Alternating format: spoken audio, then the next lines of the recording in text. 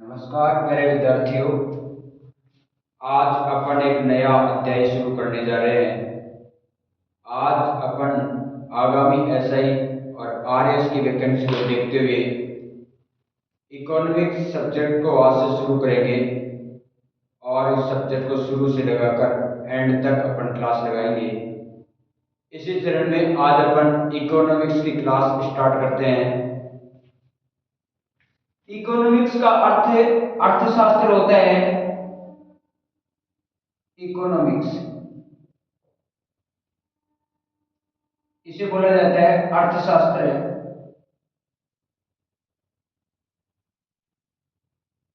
अब अपन सबसे पहले इसमें अर्थशास्त्र शब्द की उत्पत्ति के बारे में पढ़ेंगे। अर्थशास्त्र आखिर किन दो शब्दों से इस शब्द का निर्माण हुआ है। अर्थशास्त्र शब्द की उत्पत्ति के बारे में अपन लोग सबसे पहले पढ़े तो इस वर्ड का निर्माण दो वर्डों से मिलकर के बना है। वह एक तो आइक्रोस और एक नोमास। आइक्रोस और नोमास। आइक्रोस का मतलब होता है डोमेस्टिक, घरेलू, डोमेस्टिक। और नोमास का मतलब होता है मैनेजमेंट,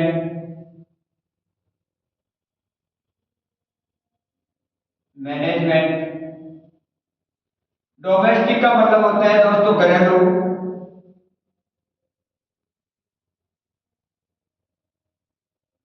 मैनेजमेंट का अर्थ होता है प्रबंधन।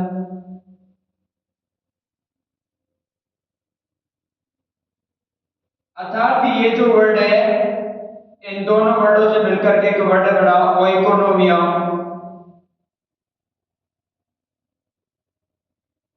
ओइकोनोमिया।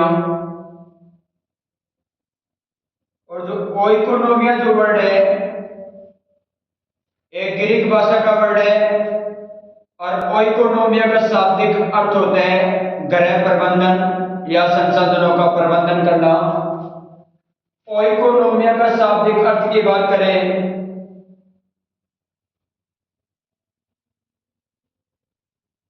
तो इसका शाब्दिक अर्थ होता है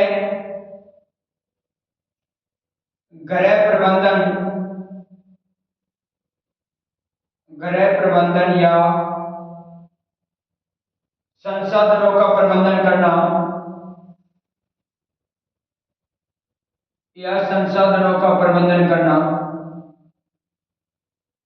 संसाधनों का प्रबंधन करना, संसाधनों का प्रबंधन करना। तो अपन ने सबसे पहले अर्थशास्त्र शब्द की उत्पत्ति के बारे में देखा। अर्थशास्त्र शब्द दो वर्डों से मिलकर बना है, आइक्रोस और नोमास। आइक्रोस का मतलब होता है डोमेस्टिक, जिसे घरेलू बोलते हैं। नोमास का मतलब होता है मैनेजमेंट, प्रबंधन। आइक्रोस और नोमास को मिलाकर के एक वर्ड बना आइकोनोमिया, जिसका शाब्दिक अर्थ होता है गृह प्रबंधन या संसाधनों का प्रबंधन करना। अर्थात रिसोर्सेज लिमिटेड, अर्थात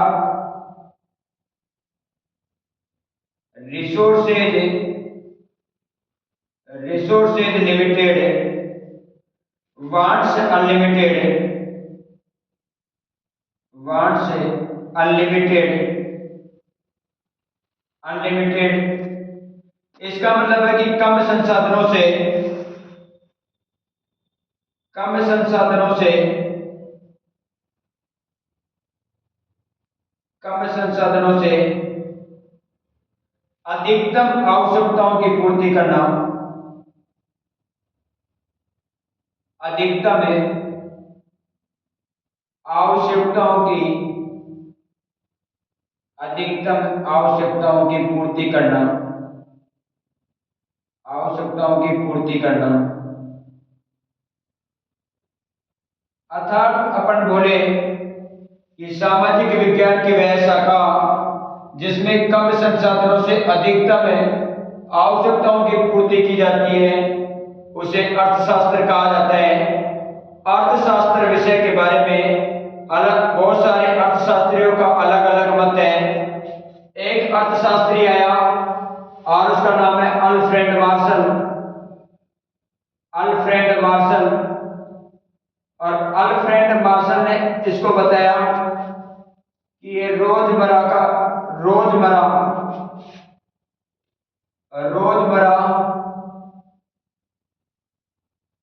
में काम आने वाले रोजमर्रा में काम आने वाले धन का विज्ञान है। काम आने वाले धन का विज्ञान है। धन का विज्ञान है अर्थात इसमें रोजमर्रा की आवश्यकताओं का अध्ययन किया जाता है। ये बात अल्फ्रेड मार्शल ने बोली। और अल्फ्रेड मार्शल के अलावा दूसरा जो अर्थशास्त्री आया वो था एडम स्मिथ। और एडम स्मिथ की बात करें तो एडम स्मिथ ने इसे बताया कि धन का विज्ञान है। एडम स्मिथ की बात करें तो स्कॉटलैंड का एक फिलोसोफर था, दार्शनिक था, जिसे अर्थशास्त्र का जनक भी कहा जाता है। इसने इकोनॉमिक्स के बारे में बताया कि अर्थशास्त्र धन का विज्ञान है। अर्थशास्त्र धन का विज्ञान है। अर्थशास्त्र धन का विज्ञान है। अर्थशास्त्र धन का विज्ञान है। तीसरा जो इतिहास का अर्थशास्त्री जो आता है वो अल्फ्रेड मार्शल अपनी परिभाषा को विस्तारित करते हुए बताता है।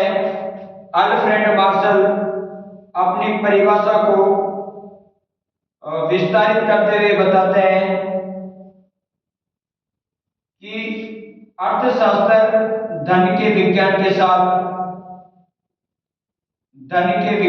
साथ कल्याण का विज्ञान है। धन के विज्ञान के साथ कल्याण का विज्ञान है। कल्याण का विज्ञान है। कल्याण का विज्ञान है अर्थात इसमें धन के साथ साथ लोगों के कल्याण का भी कार्य किया जाता है। ये बात अल्फ्रेड मार्शल ने बताई। एक और अर्थशास्त्री आया और उसका नाम है सैमुअलसन।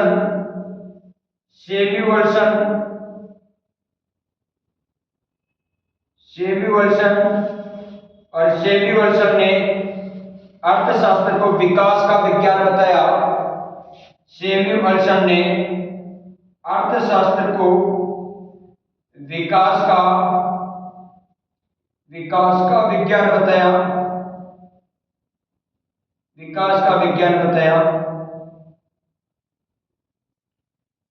तो प्रिय विद्यार्थियों, अपन ने इकोनॉमिक्स के बारे में सबसे पहले देखा कि अर्थशास्त्र शब्द की उत्पत्ति किन शब्दों से हुई है और इसका शाब्दिक अर्थ क्या होता है। तो अर्थशास्त्र की उत्पत्ति दो वर्डों से मिलकर के हुई है। एक आइक्रोस, दूसरा नोमास। आइक्रोस का मतलब डोमेस्टिक, घरेलू। नोमास का मतलब मैनेजमेंट, प्रबंधन। आइक्रोस और नोमास को मिलाकर के एक ग्रीक भाषा का वर्ड बनाया गया। एक वर्ड बना ग्रीक भाषा का और उस वर्ड का नाम है ओइकोनोमिया। और ओइकोनोमिया को जो शाब्दिक अर्थ होता है वो गृह प्रबंधन या संसाधनों का प्रबंधन करना होता है। अर्थात रिसोर्सेज लिमिटेड, वांट्स अनलिमिटेड। कम संसाधनों से अधिकतम आवश्यकताओं की पूर्ति सोशल साइंस की जिसे शाखा में किया जाता है उसे अर्थशास्त्र कहते हैं। अर्थशास्त्र के बारे में अलग अलग अर्थशास्त्रियों का अलग अलग मत है। अल्फ्रेड मार्शल ने अर्थशास्त्र के बारे में बताया कि अर्थशास्त्र रोजमर्रा में काम आने वाले धन का विज्ञान है। दूसरा जो फिलोसोफर आया, दार्शनिक जो आया, एडम स्मिथ ने अर्थशास्त्र को धन का विज्ञान बताया। तीसरा अल्फ्रेड मार्शल अपनी परिभाषा को विस्तारित करते हुए बताते हैं कि अर्थशास्त्र धन के विज्ञान के साथ साथ कल्याण का भी विज्ञान है। इसमें लोगों का कल्याण किया जाता है। सैमुअलसन ने बताया कि जो इकोनॉमिक्स जो है ये विकास का विज्ञान है। इसमें लोगों का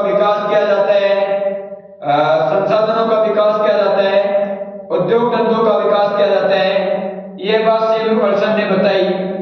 आगे अपन देखें तो आगे अपन लोग देखेंगे कि अर्थशास्त्र का जनक कौन है, इसके बारे में अपन लोग जानेंगे। तो विद्यार्थियों, अर्थशास्त्र के बारे में एक पुस्तक लिखी गई। यह भारत में सबसे पहले बनी राजनीति विज्ञान की पुस्तक है, अर्थशास्त्र नामक पुस्तक है। इसकी जो रचना की है वो चाणक्य के द्वारा की गई थी। चाणक्य के द्वारा, चाणक्य को ही कौटिल्य कहा जाता है। चाणक्य को ही कौटिल्य कहा जाता है। तो चाणक्य ने अर्थशास्त्र की पुस्तक लिखी और इस पुस्तक में तत्कालीन भारत की राजनीति,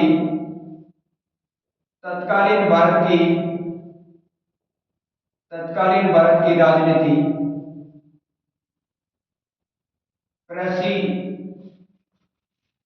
कृषि, जलवायु आदि का वर्णन मिलता है। आदि का वर्णन मिलता है।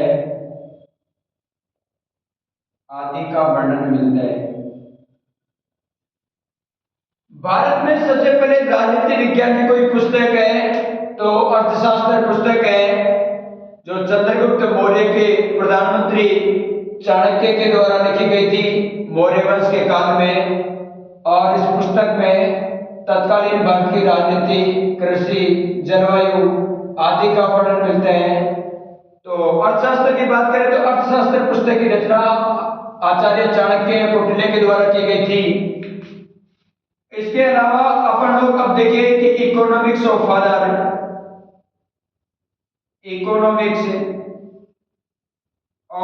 की बात करें कि अर्थशास्त्र का जनक कौन है। अर्थशास्त्र के जनक की बात करें, अर्थशास्त्र का जनक है तो प्रिय विद्यार्थियों, स्कॉटलैंड का एक फिलोसोफर हुआ था और उसका नाम है एडम स्मिथ। स्कॉटलैंड निवासी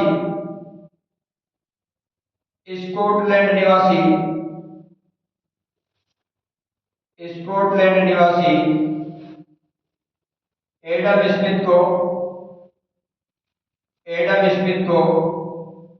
अर्थशास्त्र का जनक कहा जाता है। एडम स्मिथ को अर्थशास्त्र का जनक कहा जाता है। अर्थशास्त्र का जनक कहा जाता है। इसने एक बुक लिखी, एडम स्मिथ ने एक बुक लिखी 1776 ईस्वी में। इसने एक बुक लिखी 1776 ईस्वी में और बुक का नाम है वेल्थ ऑफ नेशन।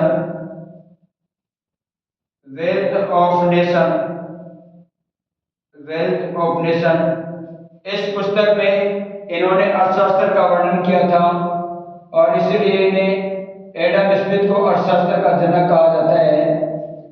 अपन लोग प्रिय विद्यार्थियों बात करें कि अर्थशास्त्र कितने प्रकार की होती है। टाइप ऑफ इकोनॉमिक्स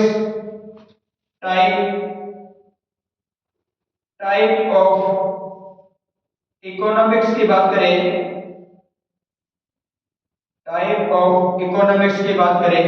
अर्थात अर्थशास्त्र के प्रकार की बात करें,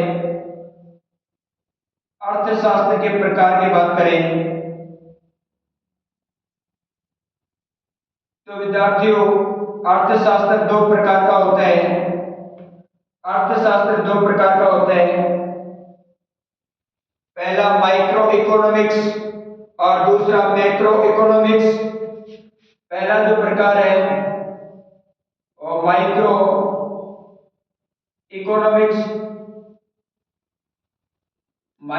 इकोनॉमिक्स और दूसरा जो प्रकार है वो मैक्रो इकोनॉमिक्स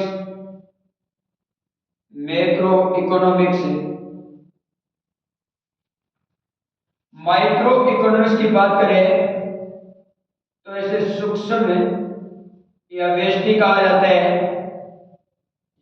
सूक्ष्म या व्यष्टि कहा जाता है। मैक्रो इकोनॉमिक्स की बात करें तो इसे समष्टि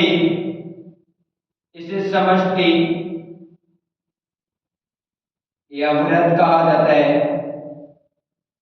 समष्टि या वृहद कहा जाता है। माइक्रो इकोनॉमिक्स की बात करें तो इसमें छोटी इकाइयों का अध्ययन किया जाता है, व्यक्तिगत रूप में अध्ययन किया जाता है। और समष्टि या वृहद की बात करें तो इसमें बड़ी औद्योगिक इकाइयों का अध्ययन किया जाता है और इसमें राष्ट्रव्यापी इकोनॉमिक्स घटनाओं का अध्ययन किया जाता है। तो सूक्ष्म या व्यष्टि की बात करें तो इसमें व्यक्तिगत अध्ययन किया जाता है, व्यक्तिगत अध्ययन किया जाता है, व्यक्तिगत अध्ययन। जबकि व्यष्टि या वृहद की बात करें तो इसमें संपूर्ण अर्थव्यवस्था का अध्ययन किया जाता है। संपूर्ण अर्थव्यवस्था का अध्ययन किया जाता है। संपूर्ण अर्थव्यवस्था का अध्ययन किया जाता है। संपूर्ण अर्थव्यवस्था का अध्ययन किया जाता है। इसमें व्यक्तिगत अध्ययन के जैसे अपन लोग एग्जांपल देखें तो आय, इनकम, व्यय, एक्सपेंडिचर, उपयोग, कंजप्शन, मांग, डिमांड, इन सभी का अध्ययन किया जाता है। जबकि संपूर्ण अर्थव्यवस्था में राष्ट्रीय आय,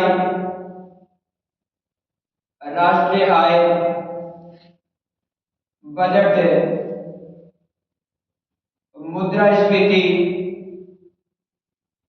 मुद्रास्फीति आदि का वर्णन किया जाता है। तो विद्यार्थियों, अपन ने देखा अर्थशास्त्र के बारे में। सबसे पहले अर्थशास्त्र पुस्तक की रचना किसने की?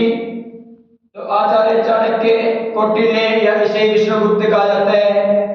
इसने अर्थशास्त्र नामक पुस्तक की रचना की थी। चंद्रगुप्त मौर्य का प्रधानमंत्री हुआ करता, चंद्रगुप्त मौर्य का राजनीतिक गुरु हुआ करता। इसने सबसे पहले भारत में अर्थशास्त्र नामक पुस्तक की रचना की थी और इस पुस्तक में तत्कालीन भारत की राजनीति, कृषि, जलवायु आदि का वर्णन मिलता है। इकोनॉमिक्स ऑफ फादर की बात करें, अर्थशास्त्र का जनक किसे कहा जाता है? स्कॉटलैंड का फिलोसोफर हुआ करता, उसका नाम एडम स्मिथ। एडम स्मिथ को अर्थशास्त्र का जनक कहा जाता है।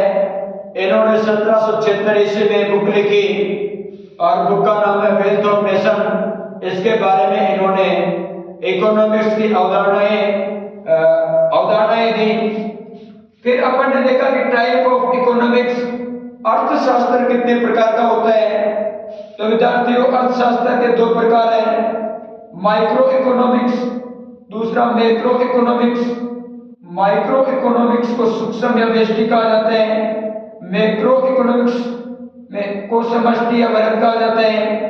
इसमें व्यक्तिगत अध्ययन किया जाता है। इसमें संपूर्ण अर्थव्यवस्था का अध्ययन किया जाता है, जैसे आय, व्यय, उपयोग, मांग, इनकम, एक्सपेंडिचर, कंजप्शन, डिमांड, इन सभी का अध्ययन सूक्ष्म या व्यष्टि में किया जाता है। जबकि संपूर्ण अर्थव्यवस्था का अध्ययन व्यष्टि में किया जाता है। राष्ट्रीय आय, बजट, मुद्रास्फीति, इन सभी का अध्ययन व्यष्टि में किया जाता है। अब बात करें माइक्रो इकोनॉमिक्स की, तो माइक्रो इकोनॉमिक्स की बात करें तो माइक्रो इकोनॉमिक्स में एक सिद्धांत चलता है और उसे कीमत का सिद्धांत कहा जाता है। कीमत का सिद्धांत, जिसे प्राइस थ्योरी बोला जाता है। Price theory. ये विद्यार्थियों, कई बार किसी ने पूछ लेता है कि कीमत के सिद्धांत का अध्ययन इकोनॉमिक्स की किस शाखा में किया जाता है। ऑप्शन में आपको सूक्ष्म या व्यष्टि में से एक मिलेगा, समष्टि मिलेगा और इकोनॉमी के प्रकार दे देगा, जैसे उदारवादी अर्थव्यवस्था, पूंजीवादी अर्थव्यवस्था। इस तरीके से कोई सा भी ऑप्शन दे सकते हैं। तो जो कीमत का जो सिद्धांत है और माइक्रो इकोनॉमिक्स में दिया जाता है। इसके अलावा मांग और सप्लाई का सिद्धांत। मांग और सप्लाई का सिद्धांत, मांग और सप्लाई, मांग और आपूर्ति का सिद्धांत का अध्ययन भी व्यष्टि में किया जाता है। Demand and supply theory, supply theory का अध्ययन भी अपन को सूक्ष्म व्यष्टि में देखने को मिलते हैं। अब बात करें कि माइक्रो इकोनॉमिक्स का जनक किसे कहा जाता है, तो माइक्रो इकोनॉमिक्स का जनक एडम स्मिथ को कहा जाता है। इसका जो जनक है वो एडम स्मिथ को कहा जाता है। एडम स्मिथ को माइक्रो इकोनॉमिक्स का जनक कहा जाता है। इसी तरह अपन लोग देखें कि मैक्रो इकोनॉमिक्स की बात करें, मैक्रो इकोनॉमिक्स, तो अपन ने देखा कि मैक्रो इकोनॉमिक्स में संपूर्ण अर्थव्यवस्था का अध्ययन किया जाता है। इसमें राष्ट्रीय आय का अध्ययन किया जाता है, बजट का अध्ययन किया जाता है, मुद्रास्फीति का अध्ययन किया जाता है। और इसका जो जनक की बात करें, मैक्रो इकोनॉमिक्स का जो जनक है, macro economics, father of macro economics है, जे एम नीच को कहा जाता है। जे एम नीच को कहा जाता है। जे एम नीच को मैक्रो इकोनॉमिक्स का जनक कहा जाता है। तो एक बार वापस देखते हैं, अर्थशास्त्र की बात करें तो अर्थशास्त्र बुक सबसे पहले आचार्य चाणक्य के द्वारा लिखी गई थी। आचार्य चाणक्य चंद्रगुप्त मौर्य का राजनीतिक गुरु था, चंद्रगुप्त मौर्य का प्रधानमंत्री था। और इन्होंने जो अर्थशास्त्र बुक लिखी उसमें तत्कालीन भारत की राजनीति, कृषि, जलवायु आदि का वर्णन मिलता है। फिर अपन ने देखा कि इकोनॉमिक्स ऑफ फादर, अर्थशास्त्र का जनक किसे कहा जाता है, तो अर्थशास्त्र का जनक स्कॉटलैंड निवासी एडम स्मिथ को अर्थशास्त्र का जनक कहा जाता है। इन्होंने 1776 ईस्वी में एक बुक लिखी और उस बुक का नाम है वेल्थ ऑफ नेशन। इसमें अर्थशास्त्र की बहुत सारी अवधारणाएं इन्होंने दी है। इसके अलावा टाइप ऑफ इकोनॉमिक्स की बात करें, अर्थव्यवस्था कितने प्रकार की होती है, तो अर्थव्यवस्था दो प्रकार की होती है, माइक्रो इकोनॉमिक्स और एक मैक्रो इकोनॉमिक्स। माइक्रो इकोनॉमिक्स को अपन सूक्ष्म व्यष्टि बोलते हैं, मैक्रो इकोनॉमिक्स को अपन समष्टि या वृत्त बोलते हैं। सूक्ष्म व्यष्टि की बात करें इसमें व्यक्तिगत अध्ययन किया जाता है, जैसे इनकम, एक्सपेंडिचर, कंजप्शन, डिमांड, इन सभी का अध्ययन सूक्ष्म व्यष्टि में किया जाता है। जबकि संपूर्ण अर्थव्यवस्था का अध्ययन अपन को मैक्रो इकोनॉमिक्स में देखने को मिलता है। संपूर्ण अर्थव्यवस्था का मतलब अपन राष्ट्रीय आय जो निकालते हैं, एक वित्तीय वर्ष में निकालते हैं, बजट एक वित्तीय वर्ष में निकालते हैं। और आप सभी जानते होंगे कि भारत का जो वित्तीय वर्ष जो होता है वो 1 अप्रैल से 31 मार्च के बीच का जो समय अवधि होता है उसे वित्तीय वर्ष बोला जाता है। तो राष्ट्रीय आय, बजट, मुद्रास्फीति, ये सब संपूर्ण अर्थव्यवस्था के एग्जाम्पल माने जाते हैं। इसमें संपूर्ण अर्थव्यवस्था का अध्ययन किया जाता है। माइक्रो इकोनॉमिक्स की बात करें तो उसमें सिद्धांत दिए जाते हैं। कीमत का सिद्धांत सूक्ष्म व्यष्टि का भाग माना जाता है। मांग और आपूर्ति, डिमांड एंड सप्लाई की जो थ्योरी है वो भी सूक्ष्म व्यष्टि इकोनॉमिक्स में देखने को मिलती है। माइक्रो इकोनॉमिक्स का जो जनक है वो एडम स्मिथ को कहा जाता है। और मैक्रो इकोनॉमिक्स का जनक की बात करें तो जे एम नीच को कहा जाता है। आगे अपन लोग देखेंगे इकोनॉमिक्स और इकोनॉमी में अंतर। तो प्रिय विद्यार्थियों, अपन अब आगे देखते हैं इकोनॉमिक्स और इकोनॉमी में क्या अंतर है। इकोनॉमी में क्या अंतर है? इकोनॉमिक्स को अर्थशास्त्र कहा जाता है, अर्थशास्त्र। और इकोनॉमी की बात करें तो इसे अर्थव्यवस्था कहा जाता है, इसे अर्थव्यवस्था कहा जाता है, अर्थव्यवस्था। इनमें अपन अंतर जानेंगे कि इन दोनों में क्या अंतर है। तो अर्थशास्त्र की बात करें तो ये तो एक सब्जेक्ट है, एक विषय है। इकोनॉमिक्स की बात करें तो यह सब्जेक्ट है, यह एक सब्जेक्ट है, यह एक सब्जेक्ट है, विषय है। और और विषय है तो इसमें सिद्धांत चलते होंगे। इसमें सिद्धांत चलते, सिद्धांत में नियम दिए जाते हैं। इसमें सिद्धांत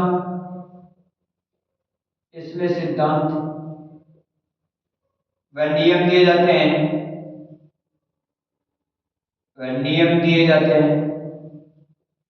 सिद्धांत व नियम दिए जाते हैं। मतलब इकोनॉमिक्स में थ्योरी दी जाती है, थ्योरी। इधर अर्थव्यवस्था की बात करें तो एक सब्जेक्ट नहीं है, ये एक प्रयोग है, एक्सपेरिमेंट है, एक प्रैक्टिकल है। तो अर्थव्यवस्था की बात करें तो यह एक प्रयोग है, इकोनॉमी जो होता है एक तरीके से देखा जाए तो प्रैक्टिकल होता है, और प्रैक्टिकल किस बात का? यदि हम अर्थशास्त्र के सिद्धांत व नियमों को भारत के किसी भौगोलिक क्षेत्र में अपना लें या कोई सा भी देश अपने भौगोलिक क्षेत्र में अपना लें तो वो एक तरीके से इकोनॉमी बन जाती है, अर्थव्यवस्था बन जाती है। अर्थात इसमें है ना, जो इकोनॉमिक्स के नियम और सिद्धांतों के ऊपर प्रैक्टिकल किया जाता है, प्रयोग किया जाता है। यदि इकोनॉमिक्स के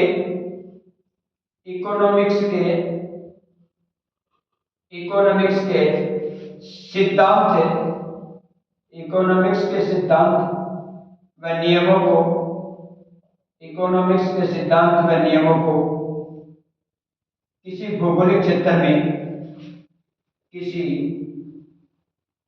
भौगोलिक क्षेत्र में अपना लेने पर, किसी भौगोलिक क्षेत्र में अपना लेने पर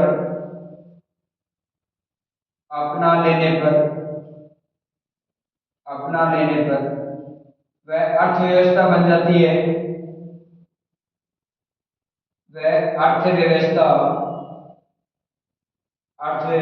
जाती है, अर्थव्यवस्था बन जाती है। अर्थव्यवस्था एक देश की भी हो सकती है, अर्थव्यवस्था एक स्टेट की भी हो सकती है, अर्थव्यवस्था अदर कंट्री की भी हो सकती है, अपनी कंट्री की भी हो सकती है। जैसे एग्जांपल के रूप में अपन बोले तो चीन की अर्थव्यवस्था, जो देश इकोनॉमिक्स के जिस नियम के अकॉर्डिंग चल रहा है उसकी अर्थव्यवस्था वैसी होगी। तो चीन ने कौन सा नियम अपनाया तो उस आधार पर चीन की अर्थव्यवस्था बढ़ जाएगी कि चीन की इकोनॉमी किस प्रकार की है, चीन की अर्थव्यवस्था। जैसे अपने भारत देश के किसी स्टेट ने इकोनॉमिक्स के नियम और सिद्धांतों के अकॉर्डिंग अपनी अर्थव्यवस्था को संचालित कर रहे हैं तो फिर वो जो अर्थव्यवस्था बन जाएगी, जैसे कि यूपी की इकोनॉमी, यूपी की अर्थव्यवस्था।